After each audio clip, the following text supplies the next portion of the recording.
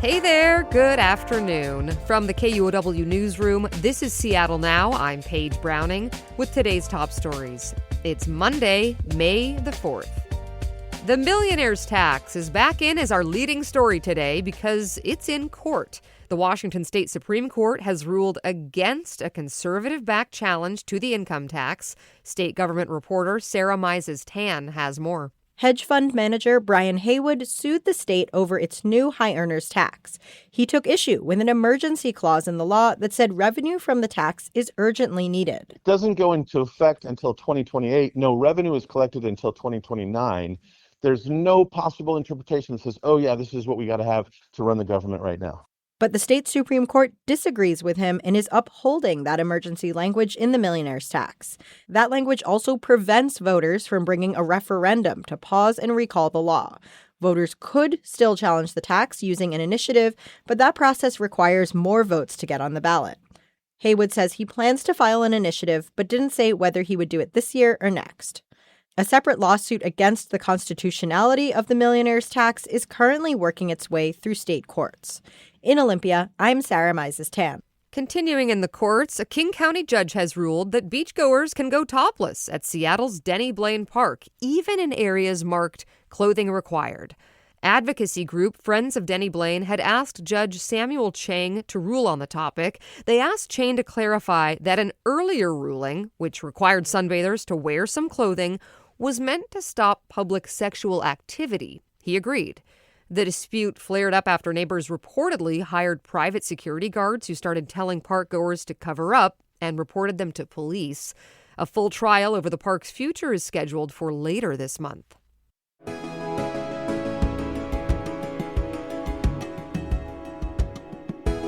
Keeping up with the King County Regional Homelessness Authority, as some lawmakers in Seattle and King County talk about shutting down the authority, several local service providers are pleading to keep it in place.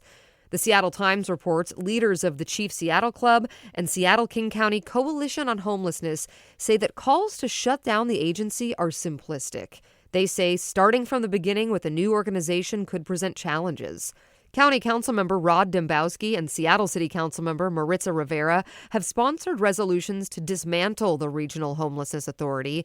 They say there would be a transition plan that would take place over a year. Stepping into politics news, congressional hopefuls are starting to file for Washington's only open U.S. House seat, and two candidates have already raised hundreds of thousands of dollars for the contest. Spokane Public Radio's Owen Henderson reports. Central Washington GOP Representative Dan Newhouse won't be seeking re-election in District 4. Republican and Yakima County Commissioner Amanda McKinney has raised the most of any candidate to replace him. She has more than $520,000 in the bank, according to the Federal Election Commission. Newhouse's 2024 opponent is also running. Navy veteran and fellow Republican Jared Sessler has brought in more than $400,000. More than half of that was loans from Sessler himself. Other candidates so far include GOP State Senator Matt Benke and just one Democrat, Air Force veteran John Dureski. Candidate filing closes on Friday. I'm Owen Henderson reporting. Imagine this: two giant reservoirs at different heights. When water flows between them, it generates energy. That's called pumped storage hydropower. No oil drilling, not even any solar panels required. Energy developers have a plan for pumped storage on the site of an aluminum plant on the Columbia River's banks. It sat abandoned for 2 decades, and this could fast-track cleanup. Northwest Public Broadcasting's environment correspondent Courtney Flatt explains. Energy developers plan to use part of the Goldendale aluminum smelter for a massive project that could store enough energy to power a city the size of Seattle. But first, they have to get rid of toxic soil and groundwater. Developers will help pay for that at the old site. They'll also provide extra staff and equipment. Washington regulators say that will speed up the work. Emily Tasaka is a spokesperson for the Department of Ecology. This cleanup needs to happen regardless of what development happens on the site because there are contaminants left over. Contaminants like arsenic, lead, and fluoride. The department has drafted a cleanup plan. Public comment is open through June 16th. I'm Courtney Flatt.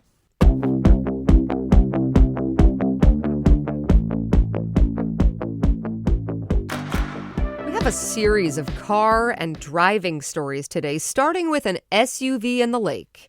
The Seattle Police Department is asking people to bring forth information about a Toyota 4Runner that was found submerged in Lake Washington on Sunday morning. The Seattle Times reports the Toyota was some 50 feet from the shore with its doors and windows closed. Fire department divers did not find anyone inside or in the surrounding area. The King County Sheriff's Office is tracking down the car's owner, who the Times says lives in the county. Anyone who drives has noticed the skyrocketing gas and diesel prices, and those costs really add up for businesses. Now, the state transportation department is offering vouchers to help companies and governments switch to zero-emission vehicles and equipment, including tractors and commercial boats. Janet Matkin is WashDOT's communications manager. These incentives would offset about 40% of the costs of any given piece of equipment. Small businesses, nonprofits, local governments have even higher incentives available for them. The incentives are funded by the state's Climate Commitment Act as part of Washington's attempts to bring its net carbon emissions to zero by 2050. But for those with gas-powered cars, shield your ears maybe, Washington State hit its all-time high in gas prices at an average of $5.67 for regular. Natalie Akane-Newcomb talked to folks at Costco who were looking for a bargain. It's Saturday afternoon, in the middle of the weekend Costco grocery and gas run. Oscar Gonzalez just filled his tank and was waiting in line for the car wash. Gonzalez says he drives a lot during the week, but with the prices going up, he tries to be mindful about how much gas he's using. I'm pretty frugal about where I go and how I plan my schedule during the week, so it's not too bad yet, but it's obviously front of mind too that, got to be a little bit more frugal. It's not getting any cheaper. It's getting actually more expensive. Gonzalez blamed the price increases on the ongoing conflict between the U.S. and Iran. He said, "It's a shame. Everyday people like himself end up paying the price for the war." Natalie Akane-Newcomb, KUOW News.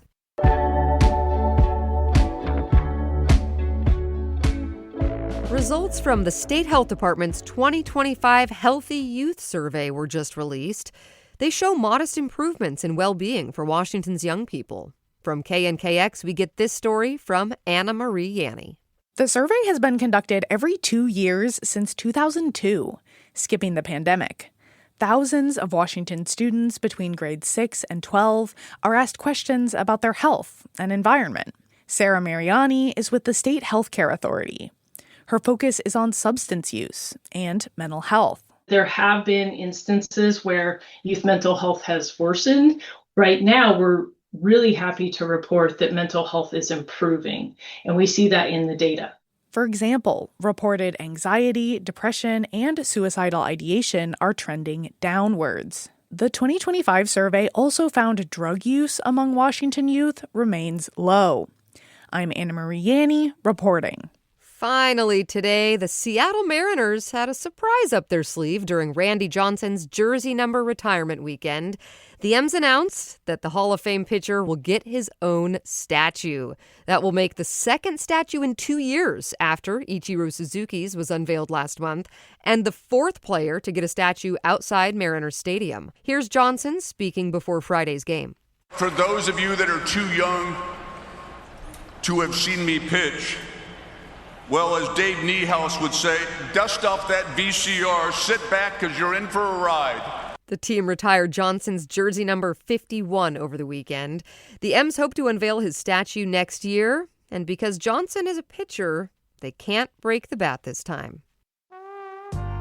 Next time on Seattle Now, the Murrow Fellowship Program places reporters in parts of Washington state that are underserved by journalism. Now the program wants to scale up and have a reporter in all 39 Washington counties.